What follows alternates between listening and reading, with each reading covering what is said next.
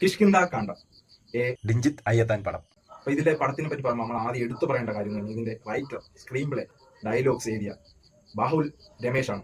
കാരണം ആ പേര് എന്തുകൊണ്ട് എടുത്ത് പറയുന്നത് നിങ്ങൾ ഈ പടം കാണുമ്പോൾ നിങ്ങൾക്ക് മനസ്സിലാവും. പടം എങ്ങനെയാണെന്ന് അറിയുന്നതിന് മുമ്പേ നിങ്ങൾ ഈ ചാനൽ ഫോളോ ചെയ്തിരുന്നെങ്കിൽ ഒന്ന് ഫോളോ ചെയ്യുക. പടത്തിനെ പറ്റി പറയുകയാണെങ്കിൽ ആദ്യം ഇതിന്റെ ഇതിലുള്ള എല്ലാവരുടെയും പെർഫോമൻസ് എടുത്തു പറയണം. ആസിഫ് അലി ആയാലും വിജയരാഘവനായാലും ഒരു രക്ഷയില്ലാത്ത അന്യായ പെർഫോമൻസ്, അടിപൊളി പെർഫോമൻസ്. ഈ പടം എന്ന് പറഞ്ഞു കഴിഞ്ഞാൽ നല്ല സ്ലോ പേസിൽ പോകുന്ന ഒരു പടമാണ്. പക്ഷെ നമുക്ക് ഒട്ടും ലാഗ് എന്ന് പറയുന്ന ഒരു സാധനം ഫീൽ ചെയ്തില്ല. ഒരു through out seat edge thrilling എന്ന് പറഞ്ഞാൽ അതുപോലത്തെ ഒരു പടം, അതുപോലത്തെ സ്ക്രീൻ പ്ലേ. അപ്പൊ ഞാൻ പടം തുടങ്ങുന്നത് മുതൽ ഒരു നിഗൂഢതയുണ്ട്. ആ നിഗൂഢത ഇങ്ങനെ കീപ്പ് ചെയ്ത് നമ്മൾ അതിലിങ്ങനെ പിടിച്ച് നിർത്തി അടുത്ത് എന്താവും നമുക്ക് ആകാംക്ഷ തന്ന് നമ്മൾ ഒന്നും പ്രെഡിക്റ്റ് ഒന്നും ചെയ്യാൻ പറ്റാത്ത രീതിയിൽ പടം ഇങ്ങനെ കൊണ്ടുപോകും. അതുപോലത്തെ ഒരു അടിപൊളി ഇന്റർവൽ ബ്ലോക്കിൽ പടം നിർത്തും. പിന്നെ സെക്കൻഡ് ഹാഫ് ക്ലൈമാക്സ് വരെ പിന്നെ ഒന്നും പറഞ്ഞ അടിപൊളി പടമായിരുന്നു. ഞാൻ കൂടുതലൊന്നും പറയുന്നില്ല, മസ്റ്റ് വാച്ചാണ്. തിയേറ്ററിൽ കണ്ട് തന്നെ നിങ്ങൾ മനസ്സിലാക്കണം ഈ പടത്തിന്റെ റേഞ്ച് എന്ന്. മലയാളത്തിന്റെ മറ്റൊരു ദൃശ്യമാണ് ഇപ്പൊ. അടിപൊളി പടം.